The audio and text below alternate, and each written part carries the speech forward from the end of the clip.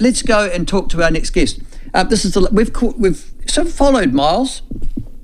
He's been one of the candidates we've followed over the last 6 months, year even, since the platform's been going. We've followed candidates as they've gone through their particular campaigns. Yesterday we had Ingrid Leary on talking about her campaign in Taieri, believing that Bell Clutha is going to be switching Labour at this election. I'd be very surprised by that, but there you go. But today, this next candidate, Miles Anderson, is the national candidate for Waitaki, and he is going to be the Member of Parliament. There's no question that he'll get elected on Saturday night. He's in a safe national seat. They won it last election. I'll tell you what, we won it last election. It is really safe. But nevertheless, let's go and talk about his campaign and how he sees the last 4 days leading up till Saturday. And he joins us now. Miles, thank you very much for joining us, and thank you for waiting. Yeah, no problem, Michael. All right, I had a look at your seat last night, again before, and I looked again at the huge geographic entity that is, and I thought wrongly that you took in Timaru, but you don't, do you? Your major population centre is what? One would be Oamaru and the other one would be Wanaka. Would that be right? Yep, that's exactly right. Our boundary is on the south town boundary of Timaru, so we have none of Timaru at all. Do you take in St Andrews though, do you, that little settlement to the south?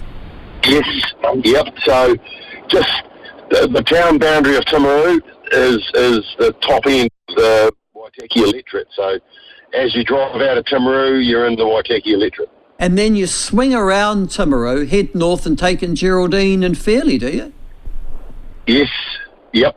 So it zigzags round. I'm not even, because I haven't got a map big enough, I'm not even sure where the actual boundary is, but it goes around Timaru, around Pleasant Point, cuts back up sort of to State Highway 1 and goes up to the Rangitata River, and everything to the west of that is in the Waitaki electorate, then goes all the way down to Makarora, Wanaka, Cromwell, zigzags round Clyde and Alexandra, and then cuts back in and sort of follows the pig route, not quite, because Macrae's is in the Waitaki electorate, but Middlemarch isn't. And then the boundary is, in the south end is Flag Swamp, which is between Waikowhite and Palmerston. Yeah, and you take in my neck of the woods, so you take in Cromwell, but you don't take in Alexandra, which is just sort of weird, really, as well.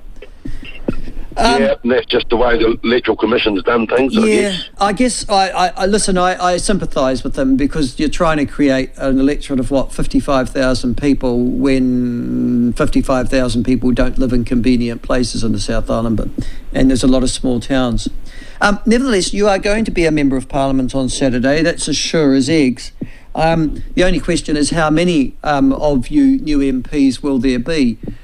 What's been over the last 2 or 3 weeks, as you've been going around campaigning, what have you picked up has changed at all, if anything, from the issues that you were thinking were relevant 2-3 months ago?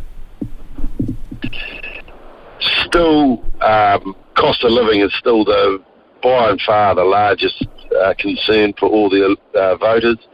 I would say 2/3 of the voters are more concerned about cost of living than anything else, and that's not changed. We knew that 6 months ago, so I guess it's pretty much that, health, education, and law and order for some people. So, and they're the things that we've been focusing on anyway, Michael. So. Yeah, okay. So you haven't noticed anything that's switched during the campaign? Nobody's said to you, oops, this is a new one, or they've talked about your tax policy or something else? You haven't noticed that at all? No, not really. The other issues have popped up from the beginning anyway, around whether it's co-governance or Three Waters having the assets taken off the local communities, whether it's just I suppose one of the other things I've noticed really is people are pretty angry, compared to what growing up and living in New Zealand. There's sort of been a narrative of division. So you've got landlords have been pitted against tenants. You've got employers versus employees. You've got rural, urban, vaxxed, non-vaxxed, married, non-married. Those sorts of divisions have certainly become more and more apparent as the campaign's gone on. Yeah, I on the one hand, I've noticed that anger, so that's always been there, and as you say, it's been amplified by certain issues. But I'm also getting quite a degree of apathy as well, and we're getting that through early vote returns at the moment. Only half of the turnout thus far from the last election. Have you picked up any of that as well? There's a bit of that. I think there's sort of two sides to that. The last election, people were early voting because of the fear of a COVID lockdown, and we also had an extra weekend in that early voting that we don't have this time round. So that's going to probably have an impact, but a lot of people are over the whole campaign, and I've talked to tons of people who have voted already. So I suspect by Friday there will be a lot more people voted than current trends are showing. So, there is a bit of apathy, and I guess that's come from that anger I was talking about those divisions. People aren't happy, I guess, with the direction the country's going in, and they don't see any hope on the horizon, maybe. I was at Oamaru on Sunday, returning my son to boarding school there. And so I drove, and there were a group of Labour people on the corner of the warehouse, the main drag, is it called Thames Street or something? Yes, Thames Street. Waving their placards, and there was seeking toots for support. I think in all the time that I observed them, which would have been about 10 minutes, they got 2 toots. It would suggest that although they seem very enthusiastic, the good folk of Oamaru not quite share their enthusiasm. Yeah, I think you could be right. I was actually in Oamaru on Sunday too, Michael, doing some door knocking, and there was probably only one person who I talked to that was a Labour supporter. The rest were certainly not showing any enthusiasm for the left on politics anyway. Now, people will vote for you because you are the strongest candidate, Miles, by a country mile. And so I'd be interested to see what your majority finally is.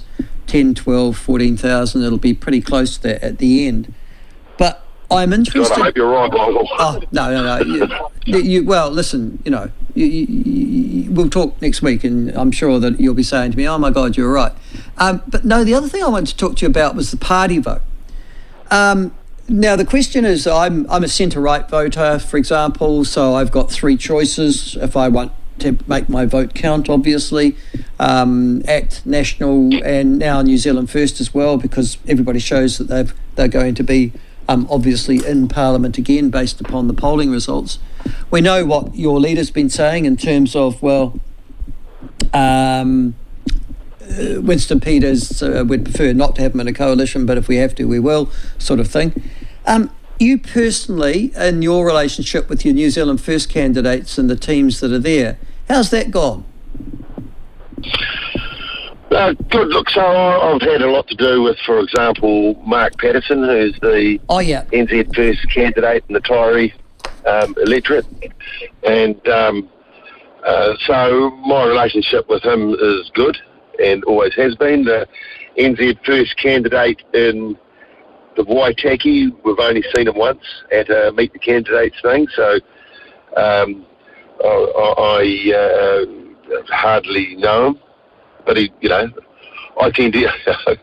I'm pretty easy to get on with, Michael. So yeah, give you a beer, yeah. and put you in front of a footy game, and you'll be as fine as everybody else. You see, and Mark Patterson obviously was chairman, wasn't he, of the Otago Federated Farmers? So I guess you have a lot in common in terms of policy as well, yeah. Yeah, and when I was in Federated Farmers and Mark was an MP, I was obviously lobbying him a lot for some of the policies that Federated Farmers was pushing at the time. So, I had, frequent encounters with Mark. And and we have, as I said, a really good relationship. So, I think nationally, Winston and Christopher Luxon will get on just fine. I think Winston will work well with it, because Winston doesn't want his legacy to be one of failure, right? No. So he will. I believe he will work hard to make a coalition work.